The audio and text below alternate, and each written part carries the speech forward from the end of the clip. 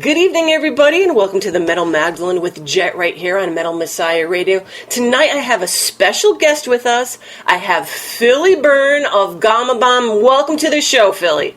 Maximum respect. How are you doing? I'm doing great. I actually thought of you today when I was putting on my Teenage Mutant Ninja Turtle shirt. Sweet, sweet. Also, I like the way you pronounce our band name, Gama Bomb. That's interesting. Does it sound sophisticated? Yeah, it sounds like, I don't know, some kind of like Dutch version of our band. Okay, so how do you pronounce it? Gamma Bomb? Gama Bomb, that's the one. Well, I didn't want to sound too New Englandy because I'm from right outside of Boston, so I always overcorrect my accent all the time because people always make fun. I guess it doesn't matter. No matter how I say it, people are going to make fun of my accent. That's just the way it is. Let's just go with the piss taking. Okay. All right. So, you guys have a brand new album out, but before we get into that, tell us a little bit of history behind the band, how you got started, how long you've been around, who's in it. Okay, so we've been around for 13 years. We're originally from Ireland. Most of us still live there.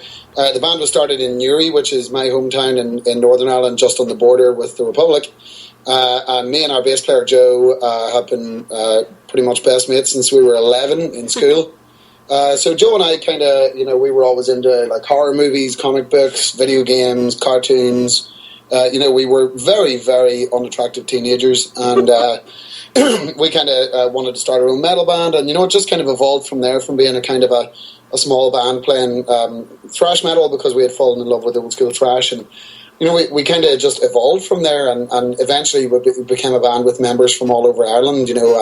John, our guitar player, is from Kilkenny, and Domo and Paul, our drummer and our lead guitar player, are both from Dublin, so we're kind of like this all-Ireland thing, and, we're just about to release our 5th album this year. Mm-hmm. It's crazy. I think when we started the band, the only thing we really wanted to do was, achieve pretty small things like, it would be cool to have our own T-shirts, or it would be really cool to play outside of our hometown, and, it just grew goal by goal from there. Initially you want to have your own T-shirt, and then when you got a T-shirt, you're like, oh, I want to have a hoodie, and then, things kind of built from T-shirts and hoodies to, insolvency and 5 albums. Anyways, I was just going to ask you, when you started out, it's like you said, all you wanted to do was you guys wanted to get T-shirts and you had made it. Never in a million years did you think you were going to be signing to labels and touring all over the world. I mean, what's it been like now that you have moved past the T-shirt stage? Never saw that coming. Man, most people have no idea where we're from. Like, we started in a small town with like 20,000 people where, one other band. The town is 500 years older than Moscow, and one band who released actual albums have come from it apart from us. And that's not to hate on the place. It's just a small place where people do different things, and people don't tend to go on and do this kind of thing. So, we never predicted it was going to happen, let alone we were playing a style of music nobody was remotely interested in. Thrash metal at this time, this is 2000, 2002. People were not interested in thrash metal. It wasn't being played. The internet as it currently exists wasn't really there to help you go and dig out those old, Overkill records or Artillery or whatever it is. So we were pretty much an island. We were basically getting old cassette tapes out of our public library whenever they didn't want them anymore, and we were picking up stuff by Nuclear Assault. So, yeah, in terms of predictions, no way would you ever predict that we would have toured the US or that we would have visited Russia or recorded 5 albums. And it continues to be an astonishing thing for us. I think every year we do things where we just can't believe that was ever going to happen to us. Last year a big thing, or this year for us was 70,000 tons of metal. We got to go back and play to some of our American fans and visit the Caribbean, the goddamn Caribbean in January. Are you kidding me? Just because we started ripping off Nuclear Assault 13 years ago, fucking hell. I think if you had told me that, I wouldn't have believed you. I would have thought you were taking the piss, but. Yeah, the truth is, it's an incredible thing that just continues to grow, and it continues to grow because there are people out there who love what we do and who love us. So that's really amazing. And a couple of years ago, you had that problem. You had to have surgery and all that. Now, what was that for? For you, as here your band is rolling along, you're going places, you're doing things, and then this thing hits. Was it a little scary for you? Yeah, I got to be honest with you. It's the scariest thing that ever happened in my entire life. you know, I don't consider myself to be a great singer, or I never did before. But I always just really loved singing. You know, I grew up in a musical house. You know, my mum has brought me up singing, and you know, she's sung in a choir in the cathedral in our hometown for the last like fucking 50 years. And I was brought up around music and everything. So like singing for me was always a big part of my life, and I didn't really realise it until I got it taken off me, you know.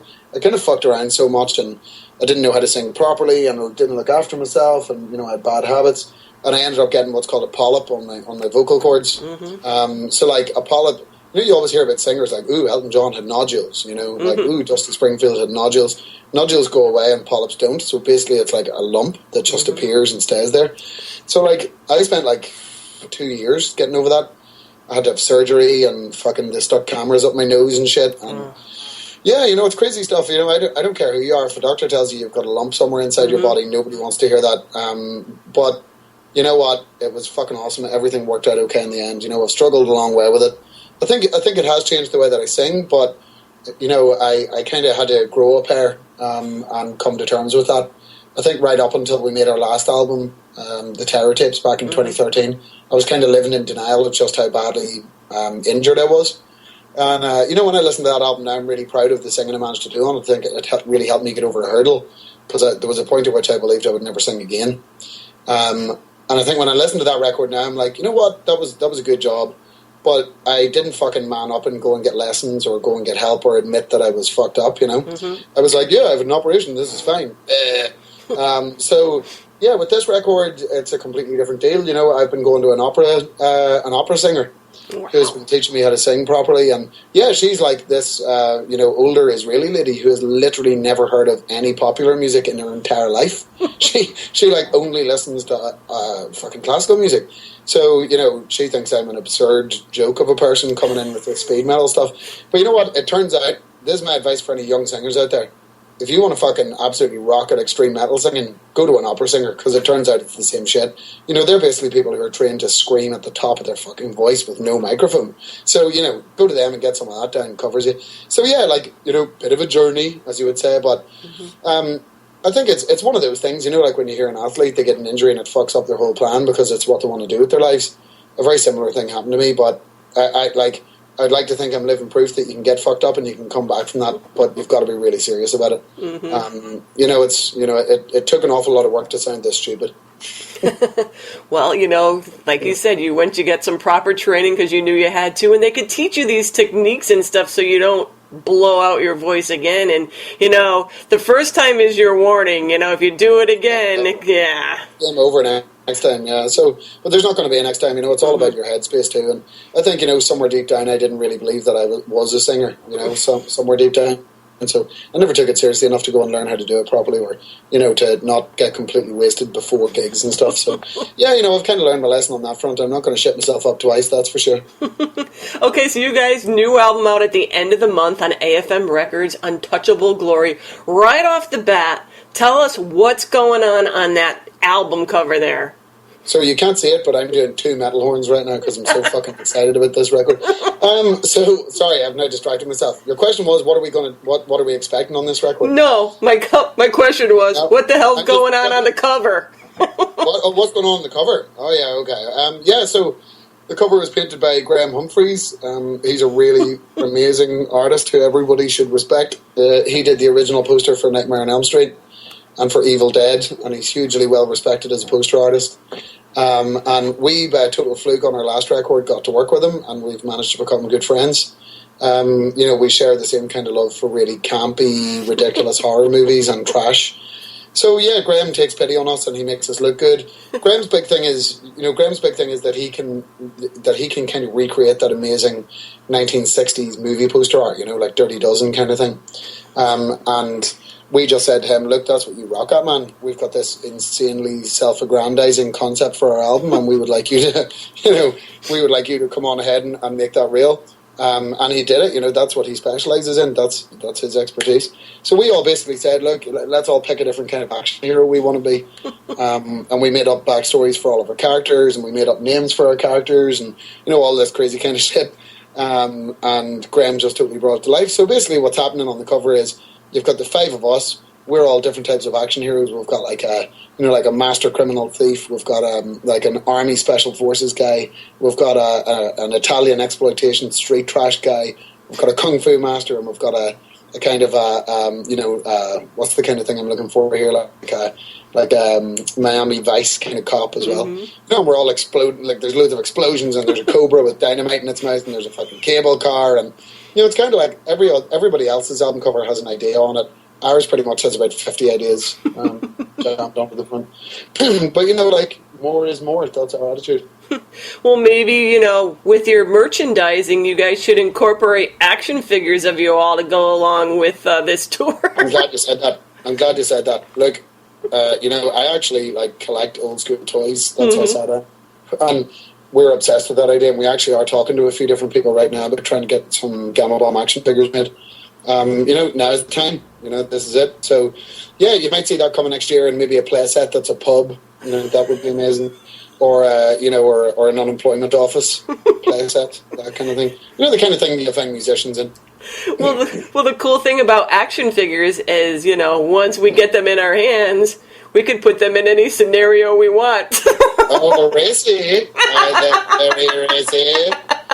You know what? To be honest, I don't think there's a position you could put them in that we haven't actually just done in real life anyway. Very, very drunk Irishman, very liberal minds. All right, so tell us about the album. Now, it says on your little bio, this album was inspired by vintage kung fu movies. So tell us about this album. Yeah, so we're constantly looking to the past for inspiration. We on our last album we were pretty much inspired by, I guess, old kind of horror movies and stuff, and the one before that was pulp sci-fi and pulp horror from the 1960s. And this one is kind of moving into more exploitation cinema, so grindhouse, kung fu movies, movies like The Street Fighter or, Golden Dragon, Silver Snake or whatever the fuck you call it, Godfrey Ho movies. They're just something that we genuinely enjoy as a gang of dudes. When we get together and hang out, we always talk about that kind of thing. Oh, what did you watch? Oh, I watched American Force 4 Ninja Terminators. Oh, cool, man. Yeah, I've seen that. The dubbing is really bad. That's the kind of thing we talk about.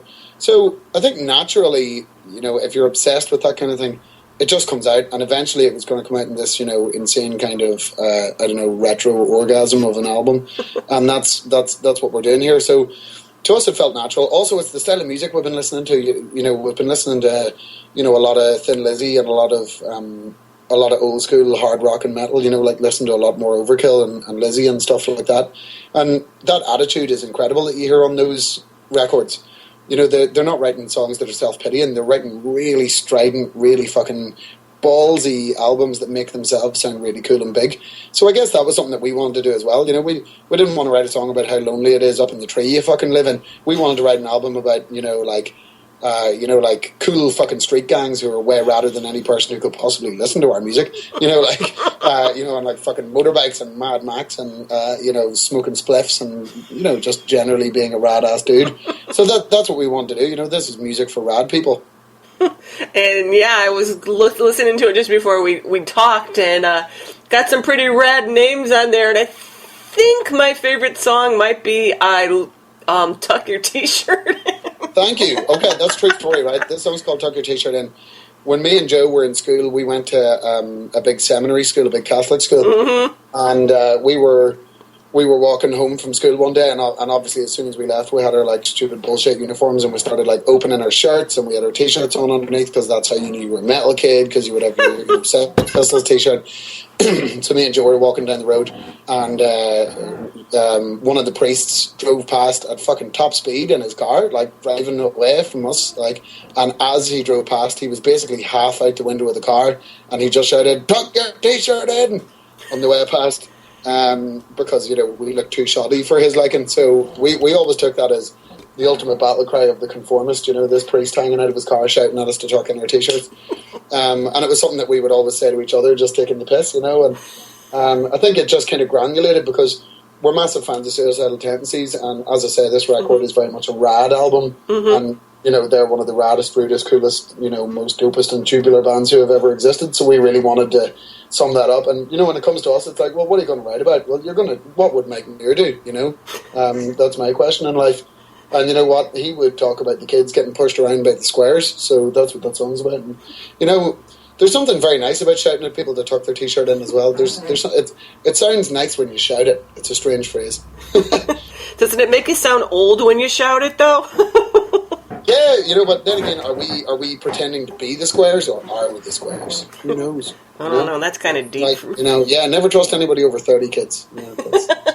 And I went to Catholic school too, so I know exactly what you're talking about the tucking everything in and and like don't roll your skirt up.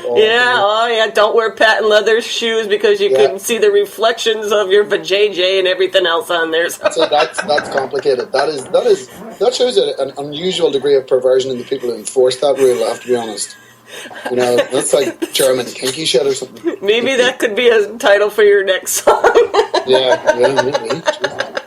Philly, you know, you're such a fast singer and talkers in this. Do you ever trip over your words at a show or anything?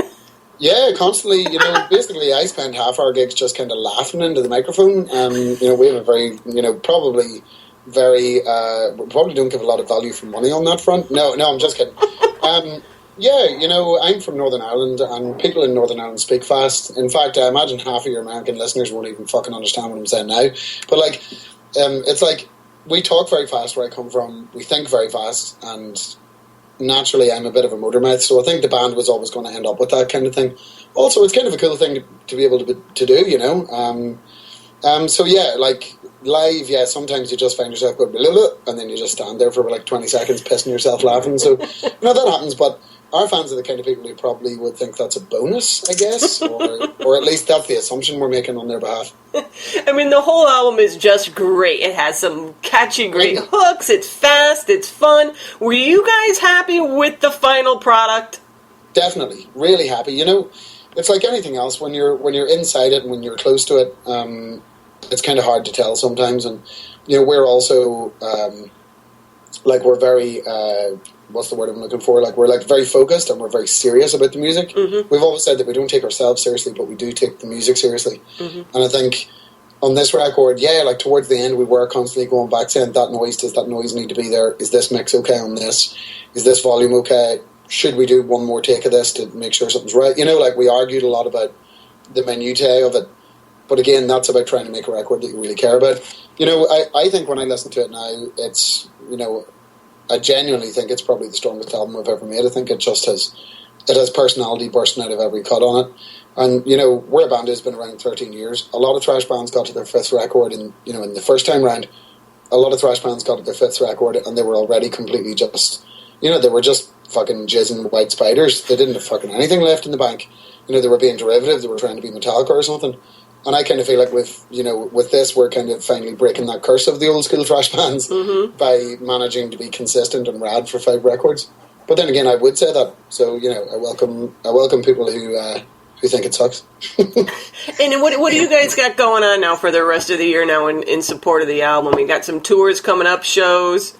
Yeah, so we're playing a launch show on Halloween night in London here, which will be really awesome. And then we're going to play some select European shows before the end of the year. And then next year we're kind of launching into a whole new thing. We're going to be making more music videos for the record. We're going to be touring in South America, which is great news. Wow.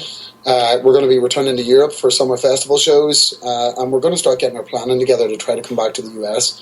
Because I got to be honest with you, Jet, like, it's the biggest thing we want to do as a band. We've been there before in 2010, and as I say, we were on 70,000 tons this year. And just getting to hang out with our American fans again reminded us so much of why we should be there, you know. Mm-hmm. And we've had some setbacks. We have tried to go back more than once, and you know, we got fucked over by an old manager and stuff. So it's the kind of situation where we're really scrambling to get back there. So there's a lot of stuff that we really want to do. Well, that'd be great to have you back over here in the States. It's time. It is time. It is. You know, 5 years is long enough. We're all an awful lot fatter and hairier now, so we're ready to do that, you know. So are we, so it's perfect. So where can people go to check out the band, pick up your merchandise, find out about tour dates and all that kind of stuff? Sure, yeah. So our only official merch store is gamabomb.net, so visit that shit, and there's a shop link. Go through and look at all our fascinating stuff that there is to buy. We're also on Twitter, we're on Facebook, we're on Instagram, and we're on YouTube, so just search Gamma Bomb on any one of those things. we're all over that shiznit. Yeah, so like just basically come hang out with us. We're on there all the time posting complete nonsense. So you know, we tend to actually answer everybody who talks to us as well because we have nothing else to do during the day. So just come on, hit us up, bro. Okay, perfect. Well, because you're such a fast talker, we got all this stuff in, and I'm going to let you get going. And thank you for taking the time to do this interview with us here tonight. And best of success to you and the album and all your touring and all that. Thanks so much, everybody. Keep worshiping Satan and drinking blood every day. Cheers.